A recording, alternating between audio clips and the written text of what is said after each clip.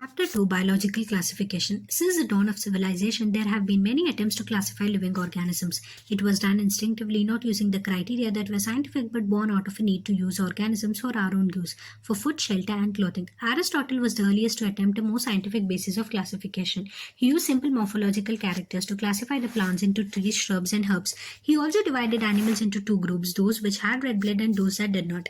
In Linnaeus' time, a two-kingdom system of classification with Plantae and Animalia kingdoms was developed that included all the plants and the animals respectively. This system did not distinguish between the eukaryotes and the prokaryotes, unicellular and the multicellular organisms, the photosynthetic green algae and the non-photosynthetic fungi organisms. Classification of the organisms into plants and animals was easily done and was easy to understand, but a large number of organisms did not fall into either category. Hence, the two-kingdom classification used for a long time was found inadequate. Besides gross morphology, a need was also felt for including the other characteristics like cell structure, nature of the wall, mode of nutrition, habitat, methods of reproduction, evolutionary relationships, etc. Classification systems for the living organisms have hence undergone several changes over the time. Though plant and animal kingdoms have been a constant under all different systems, the understanding of what groups or organisms be included under these kingdoms have been changing. The number and nature of other kingdoms have also been understood differently by different scientists over the time. R.H. Whittaker in 1969 proposed a five-kingdom classification. The kingdoms defined by him were named Monera, Protista, Fungi, Plantae, and Animalia. The main criteria for classification used by him included the cell structure, body organization, mode of nutrition, reproduction, and phylogenetic relationships. Table 2.1 gives a comparative account of the different characteristics of the five kingdoms. The three-domain system have also been proposed that divides the kingdom Monera into two domains, leaving the remaining eukaryotic kingdoms in the third domain and thereby a six-kingdom classification. You learn about this system in detail in higher classes. Let us look at this five-kingdom classification to understand the issues and the consideration that influence the classification system. Earlier classification systems included bacteria, blue-green algae, fungi, mosses, ferns, gymnosperms, and the angiosperms under plants. The character that unified this whole kingdom was that all organisms included had a cell wall in their cells. This placed together groups which widely differed in other characteristics. It brought together the prokaryotic bacteria and the blue-green algae, cyanobacteria, with other groups which were eukaryotic. It also grouped together the unicellular organisms and the multicellular ones. Say, for example, Chlamydomonas and Spirogyra were placed together under the algae. The classification did not differentiate between the heterotrophic group, fungi, and autotrophic green plants, though they also showed a characteristic difference in their walls composition. The fungi had chitin in their walls and the green plants had a cellulosic cell wall. When such characterization were considered, the fungi were placed in a separate kingdom, kingdom fungi. All prokaryotic organisms were grouped together under kingdom the Monera and the unicellular eukaryotic organisms were placed in the kingdom Protista. Kingdom Protista has brought together Chlamydomonas chlorella, earlier placed in algae with plants and both having cell walls, with Paramecium and amoeba, which were earlier placed in the animal kingdom which lacked a cell wall.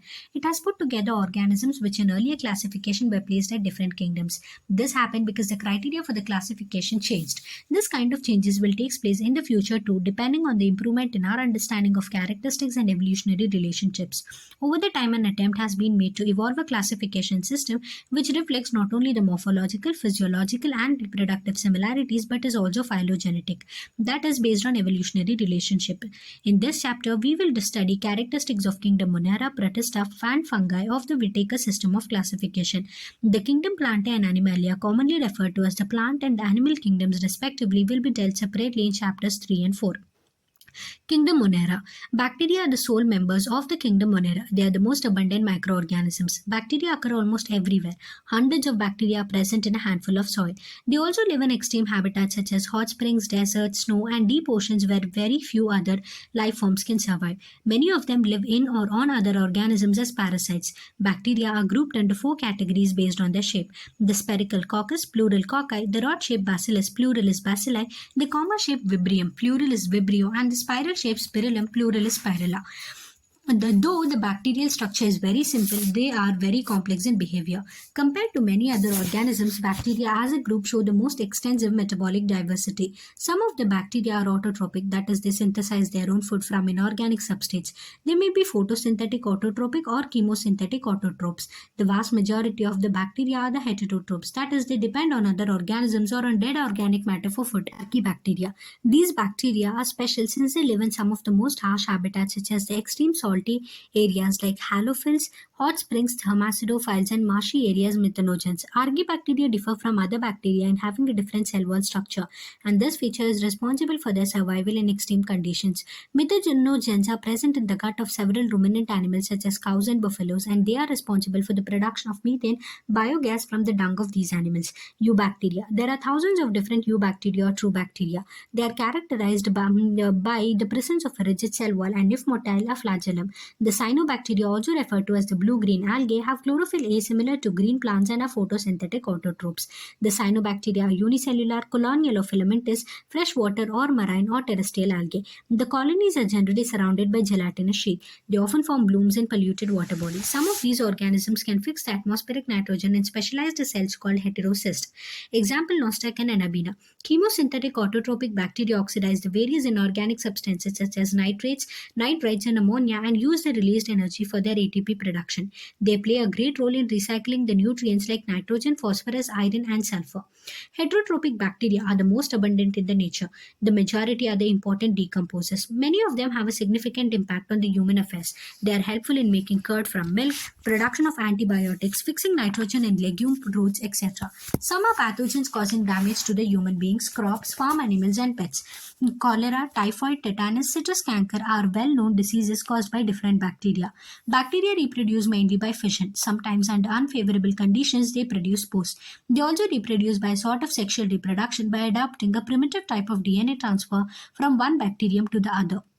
The mycoplasma are the organisms that completely lack a cell wall. They are the smallest living cells known and can survive without oxygen. Many mycoplasma are pathogenic in animals and plants. Kingdom Protista. All single-celled eukaryotes are placed under Protista, but the boundaries of this kingdom are not well defined. What may be a photosynthetic protestant to one biologist may be a plant to the other. In this book, we include chrysophytes, dinoflagellates, euglenoids, slime mounds, and protozoans under Protista. Members of Protista are primarily aquatic. This kingdom forms a link with the others dealing with plants, animals, and fungi. Being eukaryotes, the protestant cell body contains a well-defined nucleus and other membrane-bound organelles. Some have flagella or cilia. Protists reproduce asexually and sexually by a process involving cell fusion and zygote formation. Chrysophytes. This group includes the diatoms and the golden algae desmids. They are found in fresh water as well as in marine environments. They are microscopic and float passively in water currents. Plankton. Most of them are photosynthetic. In diatoms, the cell wall form two thin overlapping shells which fit together as in a soap box. The walls are embedded with the silica and thus the walls are indestructible. Thus, diatoms have left behind large amount of cell wall deposits in their habitat. This accumulation over billions of years is called as diatomaceous earth. Being gritty, this soil is used in polishing, filtration of the oils and syrups. Diatoms are the chief producers in the oceans. Dinoflagellates. These organisms are mostly marine and photosynthetic. They appear yellow, green, brown, blue, or red depending on the main pigments present in their cells. The cell wall has stiff cellulose plates on the outer surface. Most of them have two flagella. One lies longitudinally and the other lies transversely in a furrow between the wall plates. Very often red dinoflagellates, example is the convellax, undergo such rapid multiplication that they make the sea appear red tides. Toxins released by such large numbers may even kill other marine animals such as fishes. Euglenoids. Majority of them are freshwater organisms found in stagnant water. Instead of a cell wall, they have a protein-rich layer called pellicle which makes their body flexible. They have two flagella, a short and a long one. Though they are photosynthetic in the presence of sunlight, when deprived of sunlight, they behave like heterotrophs by predating on other smaller organisms.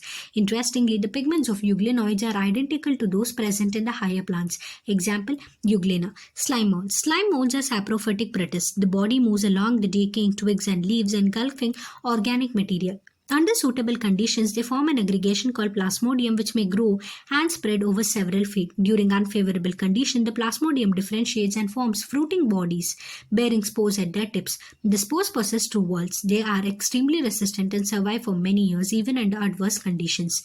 The spores are dispersed by air currents. Protozoans. All protozoans are heterotrophs and live as predators or parasites. They are believed to be primitive relatives of the animals. There are four major groups of the protozoans. Amoeboid protozoans. These organisms live in fresh water, seawater, or moist soil. They move and capture their prey by putting out pseudopodia, false feet as in amoeba. Marine forms have silica shells on their surface. Some of them, such as ant amoeba, are parasites. Flagellated protozoans. The members of these groups are either free-living or parasitic. They have flagella. The parasitic form causes diseases such as sleeping sickness. Example is the trypanosoma. Ciliated protozoans. These are aquatic, actively moving organisms because of the presence of thousands of cilia. They have a cavity gullet that opens to the outside of the cell surface. The coordinated movement of the rows of the cilia causes the water laden with the food to be stirred into the gullet. Example, paramecium. Sporozoans. This include diverse organisms that have an infectious spore-like stage in their life cycle. The most notorious is the Plasmodium, malarial parasite, which causes malaria, a disease which has a staggering effect on the human population. Kingdom fungi. The fungi constitute a unique kingdom of the heterotrophic organisms. They show a great diversity in the morphology and the habitat. You must have seen fungi on a moist bread and rotten fruits. The most common mushroom you eat and the toadstools are also fungi. White spots seen on mustard leaves are due to the parasitic fungi. Some unicellular fungi, example the yeast, are used to make bread and beer. Other fungi causes diseases in plants and animals. Wheat rust causing Puccinia is another important example. Some are the sources of antibiotics, example penicillium. Fungi are cosmopolitan and occur in air, water, soil, and on plants and animals. They prefer to grow in warm and humid places. Have you ever wondered why we keep food in the refrigerator? Yes, it is to prevent food from going bad due to the bacterial or the fungal infections. With the exceptions of yeast, which are unicellular, fungi are filamentous. Their body consists of long, slender, thread-like structures called hyphae. The network of hyphae is known as mycelium. Some hyphae are continuous tubes filled with multinucleated cytoplasm. These are called cenocytic hyphae. Others have septae or cross walls in their hyphae. The cell walls of fungi are composed of chitin and polysaccharides. Most fungi are heterotrophic and absorb soluble organic matter from dead substrates and hence are called saprophytes. Those that depend on the living plants and animals are called parasites. They can also live as symbionts in association with the algae as lichens and with roots of the higher plants as mycorrhiza. Reproduction in fungi can take place by vegetative means, fragmentation, fission, and budding. Asexual reproduction is by spores called sconedia or sporangiospores or zoospores, and sexual reproduction is by oospores, ascospores, and basidiospores. Various spores are produced in distinct structures called fruiting bodies. The sexual cycle involves the following three steps. 1. Fusion of the protoplasm between the two motile or the non-motile gametes called plasmogamy. 2. Fusion of the two nuclei called karyogamy. 3. Meiosis in zygote resulting in haploid spores. When a fungus reproduces sexually, two haploid hyphae of compatible mating types come together and fuse. In some fungi, the fusion of the two haploid cells immediately results in the diploid cells 2N. However, in other fungi like Ascomycetes and Basidiomycetes, an intervening dikaryotic stage, N plus 1, N plus N, that is 2 nuclei per cell occurs. Such a condition is called a dikaryon and the phase is called dikaryophase of fungus. Later, the parental nuclei fuse and the cell becomes diploid. The fungi form fruiting bodies in which reduction division occurs, leading to the formation of the haploid spores. The morphology of the mycelium, mode of the spore formation, and the fruiting bodies form the basis for the division of the kingdom into various classes. Phycomycetes. Members of the Phycomycetes are found in aquatic habitats and on decaying wood in moist and damp soil places or as obligate parasites on plants. The mycelium is aseptate and cenocytic. Asexual reproduction takes place by zoospores motile or by eplanospores non-motile.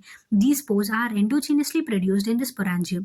A zygospore is formed by the fusion of the two gametes. These gametes are similar in morphology, isogamous or dissimilar, anisogamous or oogamous. Some common examples are mucor, rhizopus, the bread mold mentioned earlier, and albugo, the parasitic fungi on mustard. Ascomycetes. Commonly known as the sac fungi, the Ascomycetes are mostly multicellular. Example, Penicillium, or rarely unicellular. Example, yeast, Saccharomyces. They are saprophytic decomposers, parasitic or coprophilous, growing on dung. Mycelium is branched and septate. Asexual spores of conidia produced exogenously on the special mycelium called conidiospores. Conidia, on germination, produces mycelium. Sexual spores are called the ascospores, which are produced endogenously in sac-like asci, singular ascus. These asci are arranged in different types of the fruiting bodies called ascocarps. Some examples are Aspergillus, claviceps, and Neurospora. Neurospora is used extensively in biochemical and genetic work. Many members like morels and truffles are edibles and considered delicacies. Basidiomycetes. Commonly known forms of the Basidiomycetes are mushroom, bracket fungi, or puffballs. They grow in the soil, on log and tree stumps and in the living plant bodies as parasites. Example, the rust and the smuts. The mycelium is branched and septate. Asexual spores are generally not found, but vegetative reproduction by fragmentation is common.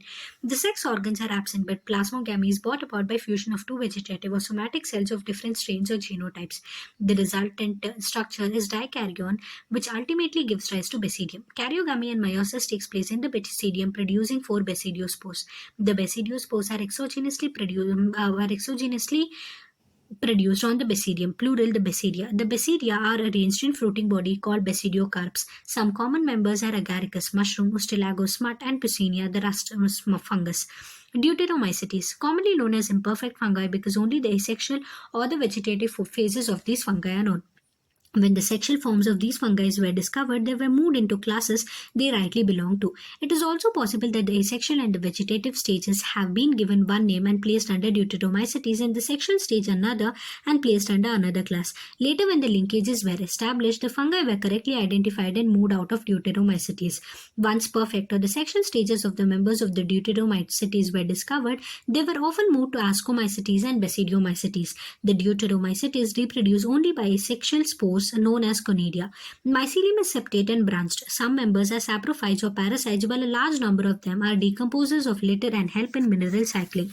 Some examples are Ordinaria, Colitotrichum, and Trichoderma. Kingdom Plantae. Kingdom Plantae includes all the eukaryotic chlorophyll-containing organisms commonly called plants. A few members are partially heterotrophic, such as the insectivorous plants or the parasites. Bladderwort and Venus flytrap are examples of the insectivorous plants, and Cuscuta is a parasite. The plant cells have an eukaryotic structure with prominent chloroplast and cell wall mainly made up of cellulose. You will study the eukaryotic cell structure in detail in Chapter 8. Plantae includes algae, bryophytes, pteridophytes, gymnosperms, and angiosperms. Life cycles of plants has two distinct phases: the diploid sporophytic and the haploid gametophytic, that alternate with each other. The lengths of the haploid and the diploid phases and whether these phases are free living or dependent on others vary among different groups in plants. This phenomenon is called alternation of generation. You will study further details of this kingdom in Chapter 3. Kingdom Animalia. This kingdom is characterized by heterotrophic eukaryotic organisms that are multicellular and their cells lack cell walls. They directly or indirectly depend on plants for food. They digest their food in an internal cavity and store food reserves as glycogen or fat. Their mode of nutrition is holozoic, by ingestion of the food. They follow a definite growth pattern and grow into adults that have a definite shape and size. Higher forms show elaborate sensory and neuromotor mechanism. Most of them are capable of locomotion. Sexual reproduction is by copulation of the male and the female, followed by embryological development. Salient features of various phyla are described in Chapter 4. Viruses, viroids, prions, and lichens. In Five Kingdom classification of the Whittaker, there is no mention of the lichens and some acellular organisms like viruses, viroids, and prions. These are briefly introduced here. All of us who have suffered the ill effects of the common cold or flu know what effects viruses can have on us, even if we do not associate it with our condition. Viruses did not find a place in classification since they are not considered truly living. If we understand living as those organisms that have a cell structure, viruses are non-cellular organisms that are characterized by having an inert crystalline structure outside the living cell. Once they infect the cell, they take over the machinery of the host cell to replicate themselves, killing the host. Would you call viruses living or non-living? The name virus, that means venom or poison fluid, was given by Brity Ivanovsky, 1892, to recognize certain microbes as causal organisms of the mosaic disease of tobacco. These were found to be smaller than bacteria because they pass through the bacteria-proof filters. M.W. Bejanek in 1898 demonstrated that the extract of the infected plants of the tobacco could cause infection in the healthy plants and called the fluid as Contagium vivum fluidum, infectious living fluid. W. M. Stanley in 1935 showed that viruses could be crystallized, and crystals consist largely of proteins. They are inert outside their specific host cells. Viruses are obligate parasites. In addition to proteins, viruses also contain genetic material that could be either RNA or DNA. No virus contains both RNA and DNA. A virus is a nucleoprotein and the genetic material is infectious. In general, viruses that infect the plants have single-stranded RNA, and viruses that infect the animals have either single or double-stranded RNA or double-stranded DNA. Bacterial viruses or bacteriophages are the viruses that infect the bacteria and are usually double-stranded DNA viruses. The protein coat called capsid, made up of small subunits called capsomeres, protects the nucleic acid. These capsomeres are arranged in helical or polyhedral geometric forms. Viruses causes diseases like mumps, smallpox, herpes, and influenza. AIDS in humans is also caused by a virus. In plants, the symptoms can be mosaic formation, leaf rolling and curling, yellowing and vein clearing, dwarfing, and stunted growth. Viroids. In 1971, T.O. Diner discovered a new infectious agent that was smaller than viruses and caused potato spindle tuber disease. It was found to be a free RNA. It lacked the protein code that is found in viruses, hence the name viroid. The RNA of the viroid was of low molecular weight. Ions. In modern medicine, certain infectious neurological diseases were found to be transmitted by an agent consisting of abnormally folded protein. The agent was similar in size to viruses. These agents were called prions. The most notable disease caused by prions was bovine spongiform encephalopathy, BSE, commonly called as the mad cow disease in cattle, and its analogous variant, CR Jacob disease, CJD, in humans. Lichens. Lichens are symbiotic associations that mutually are a useful association between algae and fungi. The algal component is known as phycobiont and the fungal component as mycobiont, which are autotrophic and heterotrophic respectively. Algae prepare food for fungi and fungi provide shelter and absorb mineral nutrients and water for its partner. So close is their association that if one saw a lichen in nature, one would never imagine that they had two different organisms within them. Lichens are very good pollution indicators. They do not grow in polluted areas. Summary. Biological classification of the plants and animals was first proposed by Aristotle on the basis of simple morphological characters. Linnaeus later classified all living organisms into two kingdoms, Plantae and Animalia. Whitaker proposed an elaborate five-kingdom classification: Monera, Protista, Fungi, Plantae, and Animalia. The main criteria for the five-kingdom classification were cell structure, body organization, mode of nutrition and reproduction, and phylogenetic relationships. In the five-kingdom classification, bacteria are included in the kingdom Monera. Bacteria are cosmopolitan in distribution. These organisms show the most extensive metabolic diversity. Bacteria may be autotrophic or heterotrophic in their mode of nutrition.